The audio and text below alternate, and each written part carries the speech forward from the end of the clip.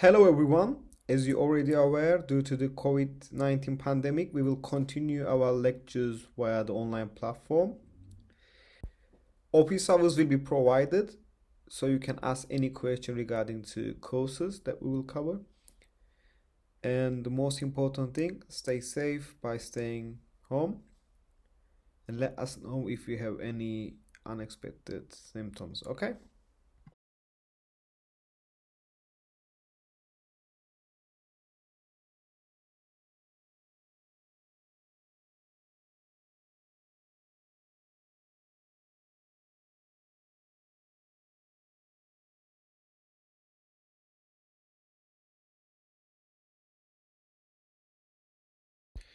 So let's start by thinking for a moment about what do you understand with the term leadership? The term is really broad, and also it is highlighted that there are a lot of definitions of leadership. So we don't have exact definition, but these are the guys that have good organization, management skills, who are enthusiastic about what they do. And I would like to give an example of couple leaders maybe you're already familiar with. For example, Nelson Mandela, Gandhi, Atatürk. These are leaders who used to, who used to be in charge of their countries. Also, we have leaders at organizations like Steve Jobs is one of the, famous man which is passed away a couple of years ago. We have Mark Zuckerberg, or we have also Elon Musk. These are also leaders who have followers and employees who work for them. And as the organization changes and how institution forms are changing, the leadership definition is changing as well. So the leadership which is defined in the years of 90s, 1920s is not going to be valid for 2020. Also, we should consider that as well.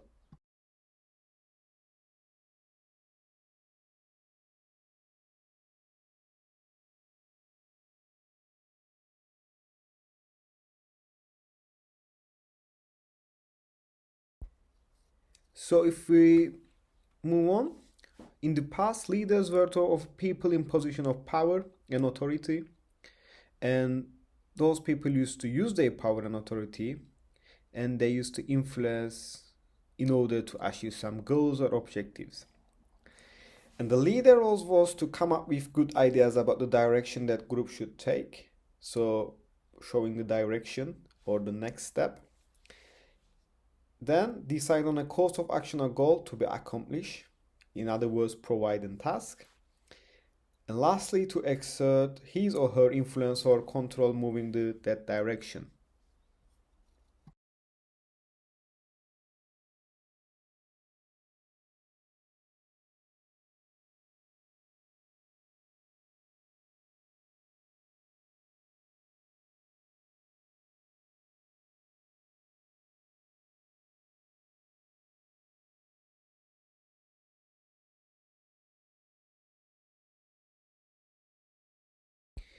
If we look at traditional approaches of leadership, first approach is the trait approach.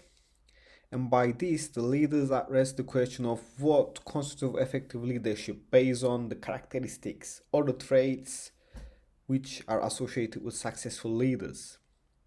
And those leaders, to what extent their lives and careers are studied, and to understand what are the qualities that leaders have apart from the other guys who are not in charge. So questions like, are leaders smarter than others? Do they really have more developed verbal skills? Which I believe so, because they should be good at least expressing their ideas or beliefs. Are they taller or masculine? And if you consider that the trait approach and these approaches used to be the leadership theory of, since 1900s, many of the leadership positions used to be occupied by men. So they must be biased in that way. And the early study of leadership to a particular model of the behavior might concede the masculinity, but now we already know that there are really successful, dedicated, ambitious women, female leaders, which is good to have.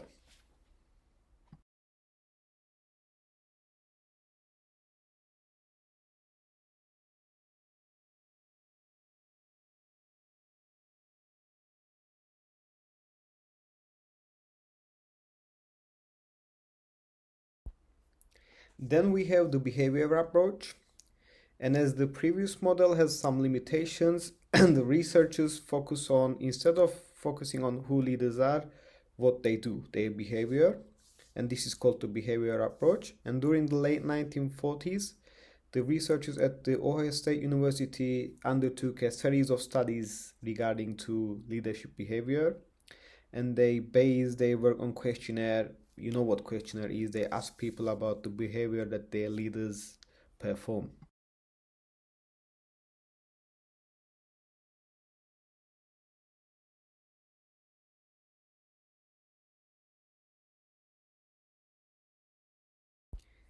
And within those questionnaires, the results they found are two factors, what they call consideration and initiation of structure. Consideration describes the extent to which the leader is concerned for the welfare of those in the group. So, as a leader, am I really taking care of whether we are good or doing good? And the idea of consideration is primarily focused on relationships between the leader and the followers or the group members. And the second, the initiation of structure, focuses on the extent which leader initiates activity in the group, how she or he organizes the group, how the leader defines the way in which the work is to be done. And the idea of initiation is focused on the task. So we have relationships and the task, how the task is performed and how the leader is forming their relationship with the group members.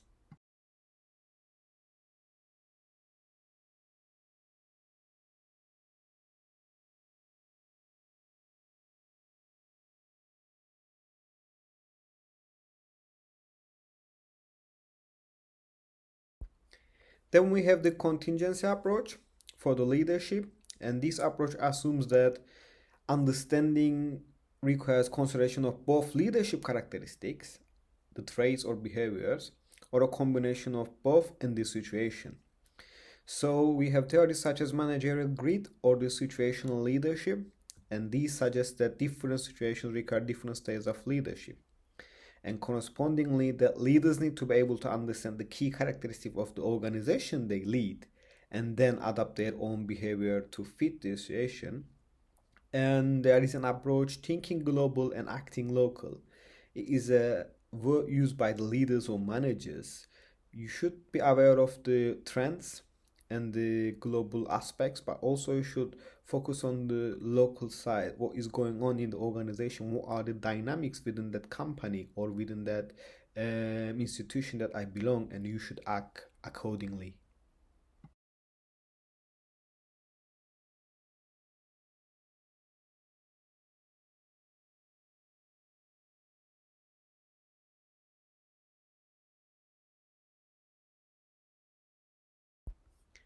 So this figure summarizes all the approaches which is explained in previous slides, and you can observe that the leadership concept is evolving and it is affected by each model, and the concept is evolving, and in the next slide we will see the recent approaches of leadership.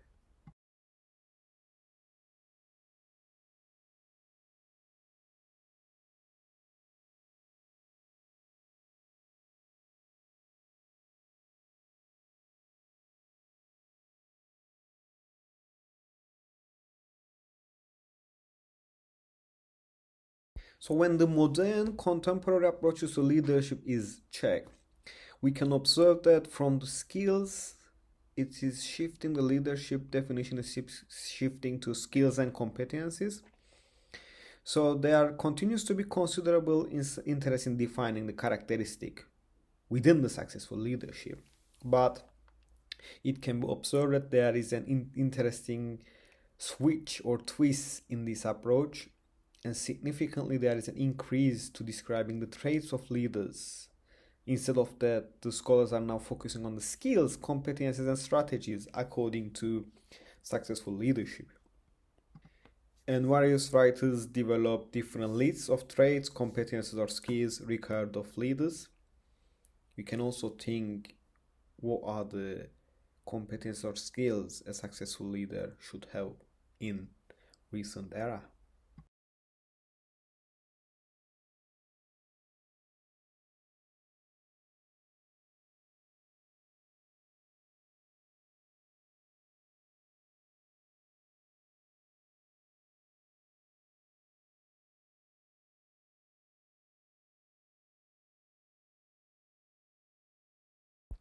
And the first one is intelligence and self-understanding. So intellectual ability seems to be positively associated with the success of the leader, and the leaders need a strong capacity for convincing possibilities that might be hidden within a situation. So leaders should see an opportunity within even a crisis. The ability to articulate their ideas clearly and persuasively, and the intelligence to understand the context in which those ideas are to be played out is important for recent approaches. Leaders also must be engaged with outside of the world, but they also must be adept at self-understanding. It is also called emotional intelligence. They should be able to control them emotionally. So many see the process of leadership development as merely one aspect of personal development. So in other words, whether the process of becoming a leader is the same process of becoming an integrated human being.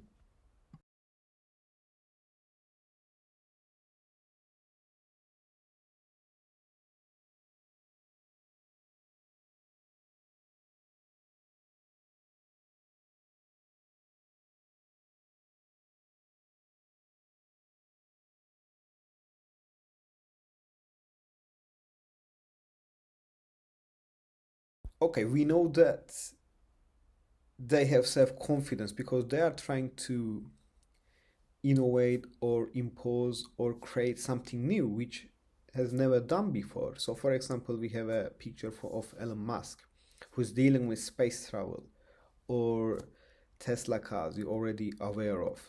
So those people, the leaders, should aspire, they should have self-confidence so they can also affect other people, their followers. They must be sure of their own abilities as well as the abilities of their followers. They should be good at triggering their followers to support them or to support idea or to spread their idea. Indeed, leaders who have high expectation for themselves are likely to inspire high expectation in subordinates as well. And this also will increase motivation of the team members. Self-confidence is important, but it is also tricky. If the leader doesn't have that much confidence, it he or she can be indecisive and vogue. But if the leader has too much self-confidence, that ego might cause the person to be arrogant and intolerant of criticism. And as a leader, if you do not accept criticism, it is more likely that you will do more mistakes. You should be able to listen what your team's employees, followers are mentioning, what are their concerns.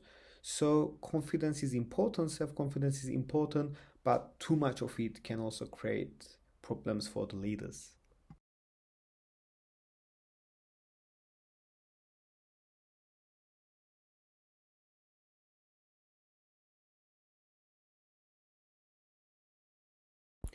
So high energy and determination to succeed. Leaders should have a greater energy, physical stamina, and they should also be tolerated for stress because they are dealing with something new. It is a hard task, demanding work, so physical vitality and emotional resilience are helpful characteristics for leaders to possess. Furthermore, leaders need to exhibit high degrees of initiative and drive to get things done.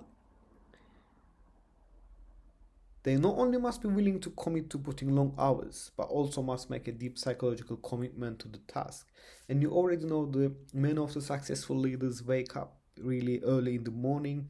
They are committed. They work effectively. But also one of the common characteristic or the task or behaviors or skills they declare is the extent they try to concentrate for their motivation.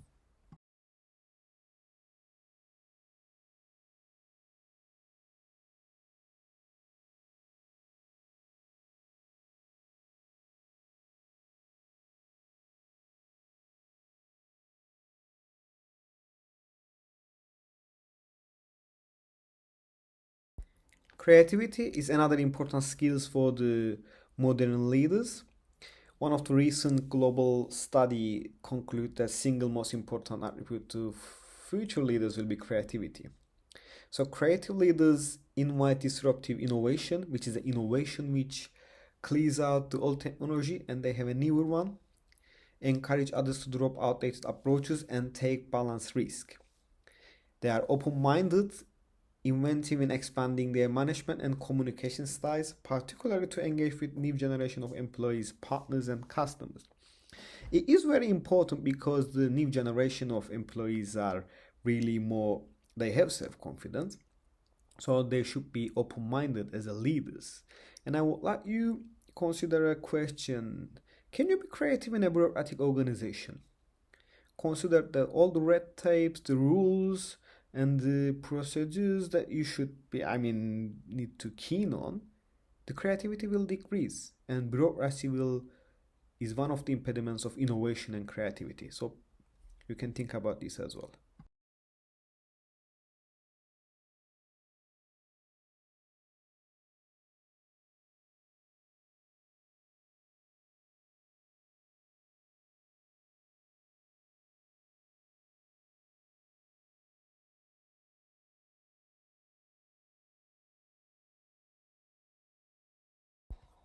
So sociability. So if we speak generally, leaders like to interact with people's, employees, others. They are warm, friendly, outgoing, and they are diplomatic in their relationship. The leaders have good interpersonal skills and generally they are able to achieve cooperative relationship with others. They need to be sensitive to the social and psychological needs of those around them, and they need to show awareness. In other words, they should be keen on employees, understand what their needs, and they should try to solve them, not ignore these problems.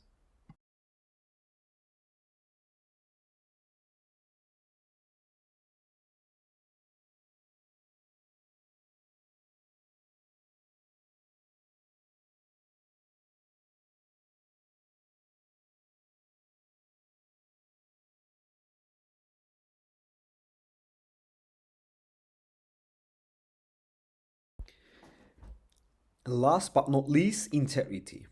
And this word refers not only to know the right course of action, but also to being able to pursue that course even under pressure not to do so.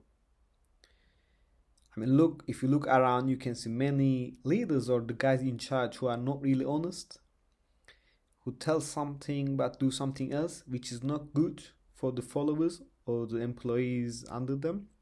So leaders with integrity are honest, principled, and ethical in their dealings with others.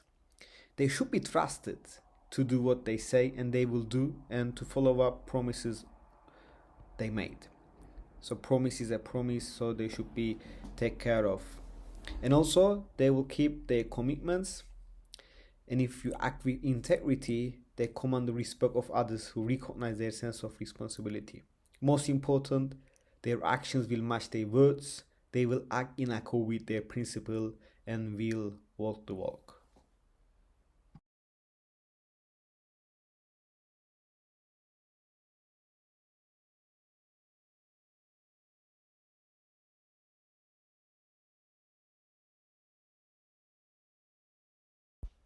And the figure here summarizes the new leadership characteristics.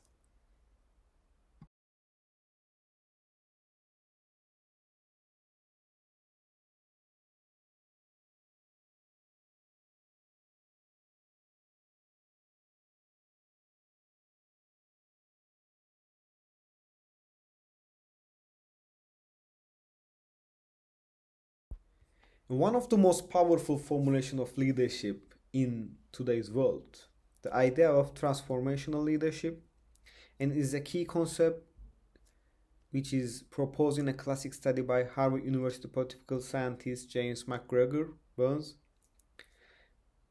In this work, important work, Burns didn't merely try to understand the dynamics of leadership in terms of getting things done or meeting organizational tasks or objectives. He tried to understand leadership as a relationship between the leaders and followers. a mutual interaction that ultimately changes both.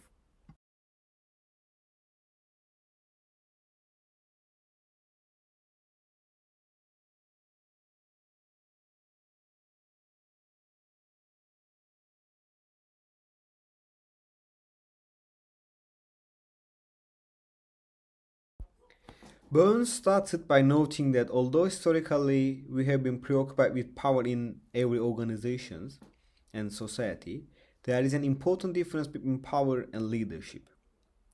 Typically, power is thought of carrying out one's own will despite resistance. But even such conception of power neglects the important fact that power involves a relationship between leaders and followers, and the essential value in the relationship is purpose. What is being sought or what is intended by both one who is exercising the power and the one who is on receiving in the end. So the boss and the employee you can think about.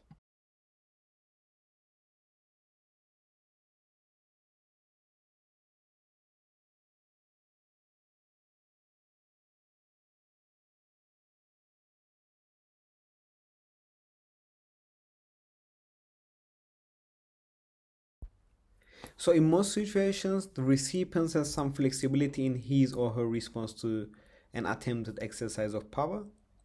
So the power that one can exercise depending on the way in which both parties view the situation. Leadership, according to Burns, is an aspect of power, but it seems as a separate process. Power is exercised when potential power wielders acting to achieve goals of their own, to gather resources which enable them to influence others. Power is used to realize the purposes of the power wielders, whether or not purposes also are the purpose of the respondents. So these power can be forced just for the sake of the guy who has the power.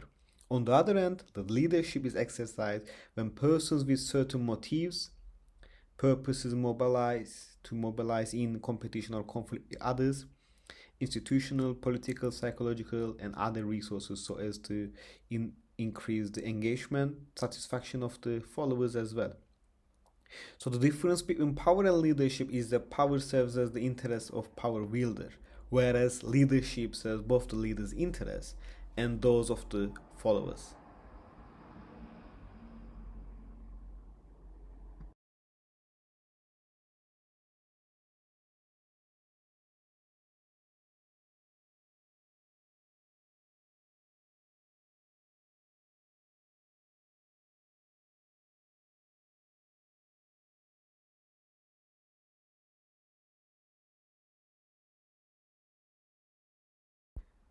So according to Burns, he argues that there are actually two types of leadership, and the first is transactional leadership, and this leadership approach involves exchange of value things, either economical, political, or psychological, between initiator and the respondent. For example, you can think about a politician and she or he might agree to support a particular policy. Why? In order to get votes in the next election. Or you as a student might write a superb paper in exchange for an A grade. In the case of transactional leadership, two parties come together in a relationship that advances in the interest of both, but there is no deep or enduring link between you and the leader.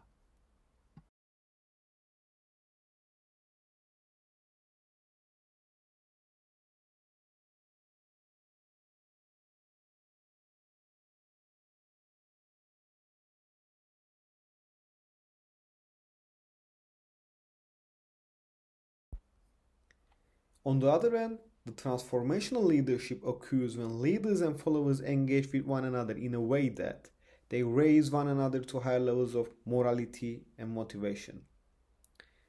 Although the leaders and followers initially might come together out of the pursuit of their own interests or due to the leader recognizing some special potential in the followers, their relationship evolves, their interests become more fused, mutual support for the common purposes.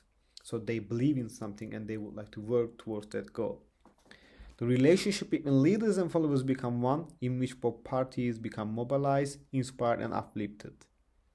You can consider any movement that you are supporting. Probably you will feel that.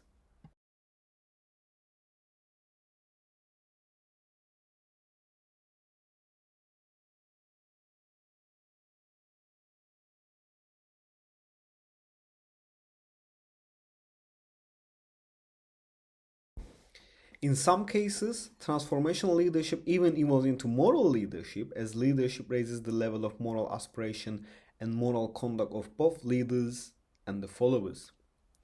And moral leadership results in actions that are consistent with the needs, interests, and aspirations of the followers, but that fundamentally change moral understanding and social conditions.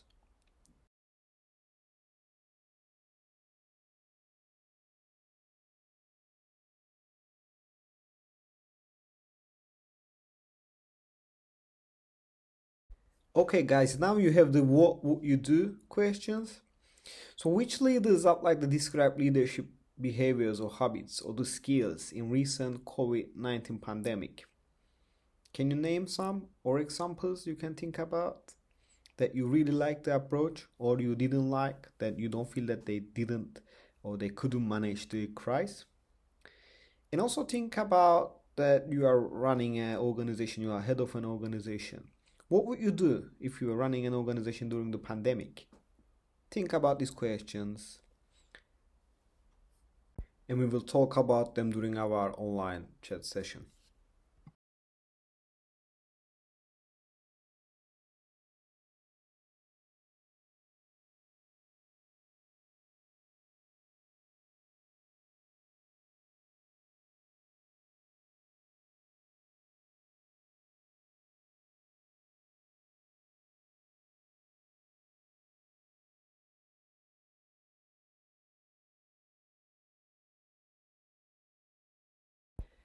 Okay, guys, as you already know, you will have presentations.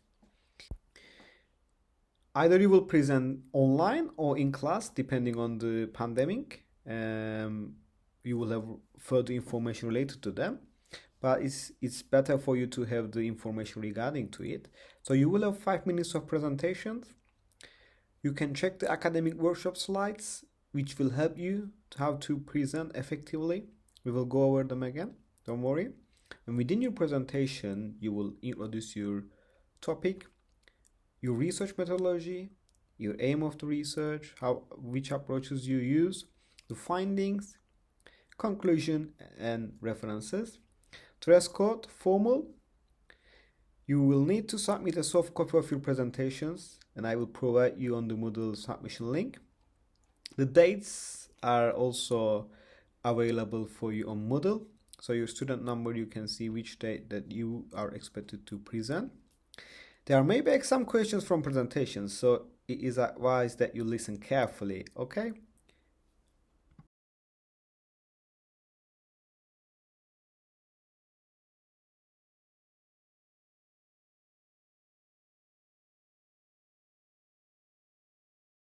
So please check Moodle for more information about the presentations.